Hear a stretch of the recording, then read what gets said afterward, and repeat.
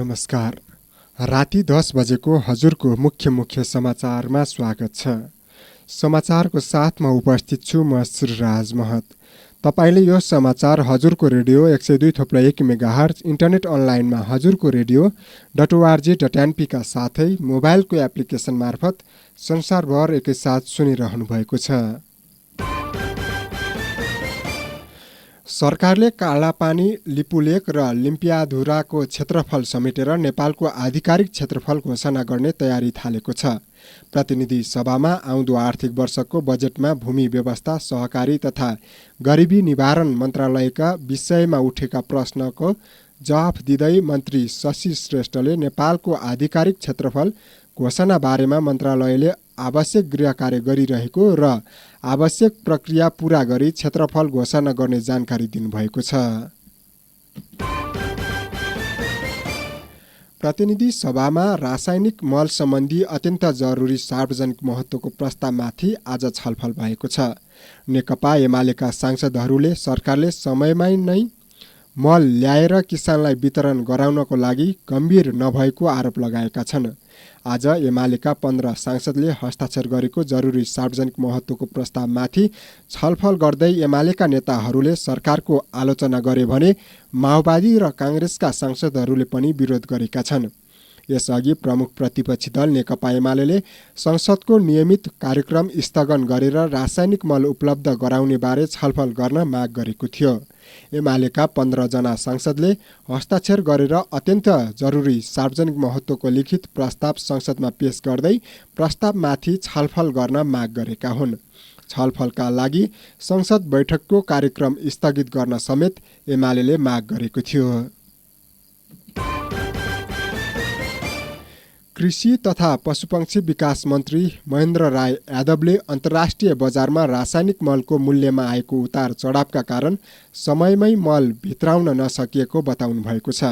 प्रतिनिधि सभाको बैठकमा स्थगन प्रस्तावमाथि उठेका प्रश्नको जवाफ दिँदै मन्त्री यादवले कृषि सामग्री कम्पनी लिमिटेडले 1,05,000 मेट्रिक टन र साल ट्रेडिङ कम्पनीले 1,17,000 मेट्रिक टन रासायनिक मल ल्याउने प्रक्रिया सुरु गरिए पनि समयमै ल्याउन नसकिएको बताउनु भएको छ।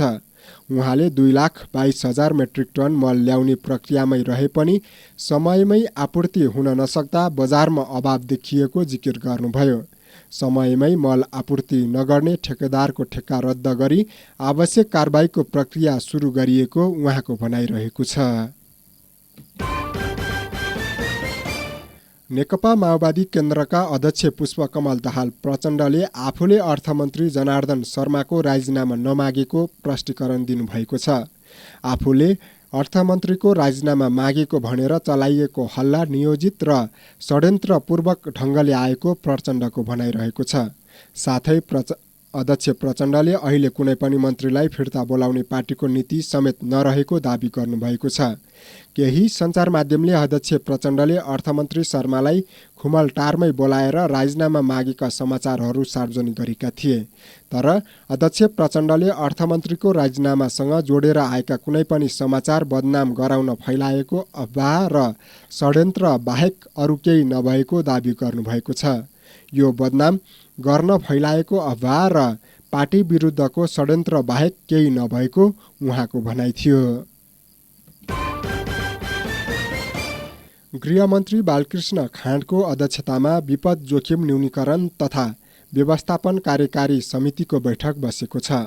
मनसुन सुरु भइसक्दा पनि गृहमन्त्री खाँडले चासो नदिँदा मनसुन पूर्व तयारी तथा प्रतिकार्य राष्ट्रिय कार्ययोजना 2079 स्वीकृत नभएको भन्दै आलोचना भइरहेका बेला आज समितिको बैठक बसेको हो।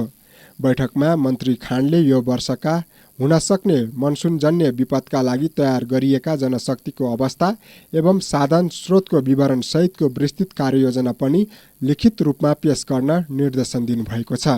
बैठकमा मनसुन पूर्व तयारी तथा प्रतिकार्य राष्ट्रिय कार्ययोजना 2079 लगायतका एजेन्डामा विस्तृत छलफल भएको छ। बैठकमा स्वास्थ्य तथा जनसङ्ख्या मन्त्री विरोध खर्त्याउडाले प्रतिकार्यमा जिम्मेवार निकायहरूको आपतकालीन सम्पर्क नम्बरहरू सर्वसाधारणसम्म पुग्ने गरी सञ्चार गर्न सुझाव दिनुभएको छ। शहरी विकास मन्त्री रामकुमारी झाँक्रीले एकीकृत विकासमा विपद सम्बन्धी विषयवस्तुलाई समावेश गरिनुपर्ने धारणा राख्नुभएको छ। झण्डै 8 वर्षको अनुसन्धानपछि सरकारले धानका 2 नयाँ उन्नत जात विकास गरेको छ। नेपाल कृषि अनुसन्धान परिषद नार्कका वैज्ञानिकले थप 2 नयाँ जात खुमल 12 र खुमल 14 उन्नत जात विकास गरेको हो। नार्क अन्तर्गत राष्ट्रिय बाली तथा आनुवंशिक अनुसन्धान केन्द्रले विकास गरेको उक्त जात राष्ट्रिय बिउ बिजन समितिले अनुमोदन गरी राजपत्रमा प्रकाशन भइसकेको छ। खुमलटार नामक धानको जातमा रोग किरा लाग्ने, उत्पादन घट्ने समस्या देखिएपछि नार्कले थप 2 नयाँ जात विकास गरेका हुन्। विकास गरिएको नयाँ जात मसिनो धान हो। यो धान 145 देखि 147 दिनमा पाक्छ। यसबाट प्रति हेक्टर 447 टनसम्म उत्पादन हुन्छ। यो धान मध्य पहाडका लागि सिफारिस गरिएको नार्कले जनाएको छ। निर्वाचन आयोगले असार 1 गतेदेखि मतदाता नामावली दर्ता प्रक्रिया सुरु गर्ने भएको छ। प्रमुख निर्वाचन आयुक्त दिनेश कुमार थपलियाले असार 1 गतेदेखि मतदाता नामावली दर्ता प्रक्रिया सुरु हुने बताउनु भएको हो। आज राष्ट्रिय सभा अन्तर्गतको राष्ट्रिय सरोकार तथा समन्वय समितिको बैठकमा बोल्दै उहाँले सो कुराको जानकारी गराउनु भएको हो। उहाँले सबै जिल्ला प्रशासन कार्यालय, निर्वाचन कार्यालय र इलाका प्रशासन कार्यालयहरूबाट मतदाता नामावली दर्ता गर्न सकिने बताउनु भएको छ। त्यस्तै अस्थायी बसोबास गरिरहेको स्थानबाट पनि नामावली दर्ता गर्न सकिने उहाँले स्पष्ट पार्नु भएको छ। प्रमुख निर्वाचन आयुक्त थपलियाले एउटा मात्र पदमा उम्मेदवारी दिने दलको उम्मेदवार महिला हुनुपर्ने गरी आयोगले कानुन बनाउने बताउनु भएको छ। उहाँले यसपटकको स्थानीय तह निर्वाचनमा दलीय उम्मेदवारी र गैर दलीय मतदानको अभ्यास भएको भन्दै सोही अभ्यासका कारण धेरै मतपत्र बदर भएको हुन सक्ने तर्क गर्नुभएको छ। प्रहरी महानिरीक्षक नियुक्ति विरुद्धको मुद्दा हेर्दैमा राखिएको छ। आज कायम मुकायम प्रधान न्यायाधीश दीपक कुमार कार्की र कुमार चुनालको संयुक्त इजलासले उक्त मुद्दामा असार 5 गते अर्को सुनवाईको मिति तोकेको हो। रिट निवेदकका तर्फबाट आज सुरुवाती बहस अधिवक्ता मेघराज पोखरेलले गर्नुभएको थियो। इजलासमा रिट निवेदक र विपक्षीका कानुन व्यवसायीहरूले थप समय माग गरेपछि इजलासले उक्त मुद्दालाई हेर्दैमा राखेर असार 5 गतेका लागि अर्को सुनवाईको मिति तोकेको हो। सरकारले नेपालमा खेती हुँदै आएका धानका 5 रैथाने जातलाई पञ्जीकरण अर्थात् नेपालमा सूचीकृत गरेको छ। सूचीकृत गरिएको रैथाने धानमा एकले रातो अनदी, कालो झिनुवा, बयर्नी र पहेँले नामका रैथाने जात रहेका छन्। समुद्री सतहबाट 800 देखि 1000 मिटरसम्ममा लगाउन मध्य पहाडी क्षेत्रमा ती धानहरू सिफारिस गरिएको छ। धान सूचीकृत भएपछि अन्य मुलुकले चोर्ने, विदेशमा लगेर आफ्नो उत्पादन भनेर दर्ता गर्ने सम्भावना नरहने नेपाल कृषि अनुसन्धान परिषद नार्कले जनाएको छ। केन्द्रले आपका 3 रैथाने जात पनि सूचीकृत गरेको छ। दशहरी, मालदह र आम्रपाली जातलाई सरकारले सूचीकृत गरेको हो। यी सबै जात समुद्री सतहदेखि 600 मिटर उचाइसम्मको क्षेत्रका लागि सिफारिस गरिएको छ। बागमती प्रदेशका रामेछाप सहित 119 वटा पालिकाका प्रमुख र उपप्रमुख हेटौडामा भेला भएका छन्। बागमती प्रदेशको मुख्यमन्त्री तथा मन्त्री परिषदको कार्यालयको आयोजना तथा संघीय मामिला तथा सामान्य प्रशासन मन्त्रालयको समन्वयमा नवनिर्वाचित जनप्रतिनिधिका लागि स्थानीय सरकार सञ्चालन तथा स्थानीय विकास सम्बन्धी अभिमुखीकरण कार्यक्रममा पालिकाका प्रमुख र उपप्रमुखहरू सहभागी भएका हुन्। आज र भोलि चल्ने कार्यक्रमको प्रदेशका मुख्यमन्त्री राजेन्द्र पाण्डेले उद्घाटन गर्नुभयो। कार्यक्रममा प्रदेश सरकारका मन्त्रीहरू, संघीय मामिला तथा सामान्य प्रशासन मन्त्रालयका सचिव सुरेश अधिकारी, प्रजीय भरतमणि पाण्डे, सुरक्षा निकायका प्रमुखहरू, 13 जिल्लाका महानगर, उपमहानगर, नगर र गाउँपालिकाका प्रमुख र उपप्रमुखहरूको सहभागिता रहेको छ।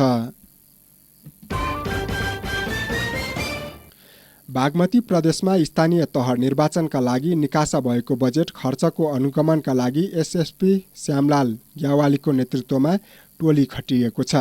प्रहरी प्रधान कार्यालयले सबै प्रदेशमा स्थानीय तह निर्वाचनमा निकासा भएको बजेटको खर्चबारे अनुगमन गर्न टोली परिचालन गरेको हो।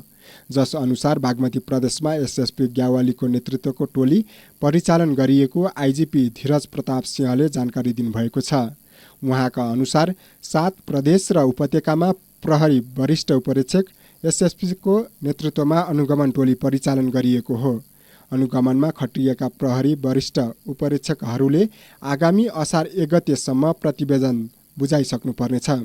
उनीहरूलाई निर्वाचनमा आर्थिक अनुशासन कायम भए नभएको बारे प्रतिवेदन पेश गर्न निर्देशन दिइएको छ। र बागमती प्रदेश सरकारले उपभोक्ता समिति मार्फत काम गर्ने गरी वितरण गरेको 2300 वटा टुक्रे योजनालाई थप बजेट निकासा गरेको छ। सरकारले आफ्नो कार्यकर्ता पोस्नका लागि स्थानीय निर्वाचन अगाडि 5 लाख रुपैयाँसम्म बजेट भएको करिब 2300 योजना उपभोक्ता समिति मार्फत काम गर्ने गरी वितरण गरेको थियो। पहिलो चरणमा उक्त योजनालाई 1 अर्ब 4 करोड 95 लाख रुपैयाँ निकासा गरेको प्रदेश सरकारले दोस्रो चरणमा पनि पुनः सोही योजनालाई थप बजेट निकासा गरेको हो। दोस्रो चरणमा आर्थिक मामिला तथा योजना मन्त्रालयले 2 अर्ब 10 करोड 40 लाख रुपैयाँ बजेट यसै योजनाका लागि निकासा गरेको जनाएको छ। हालसम्म यस टुक्रे योजनाका लागि 3 अर्ब 15 करोड 35 लाख रुपैयाँ निकासा भएको छ। हवस् त, राति 10 बजेको हजुरको मुख्य समाचार सकियो। हाम्रो भेट भोलि बिहान 9 बजेको हजुरको समाचारमा हुने नै छ। त्यतिन्जेलसम्मको लागि समाचार सहयोगी साथीहरूलाई विशेष धन्यवाद दिँदै म श्रीराज महत पनि यस समाचारबाट बिदा हुन्छु। नमस्कार, शुभरात्रि। हिँड्दै आयो घुम्तीमा भेटियो सुन्ने गर्नुहोस् हजुरकै रेडियो। हिँड्दै आयो घुम्तीमा भेटियो सुन्ने गर्नुहोस् हजुरको रेडियो। हो सुन्ने गर्नुहोस् हजुरको रेडियो।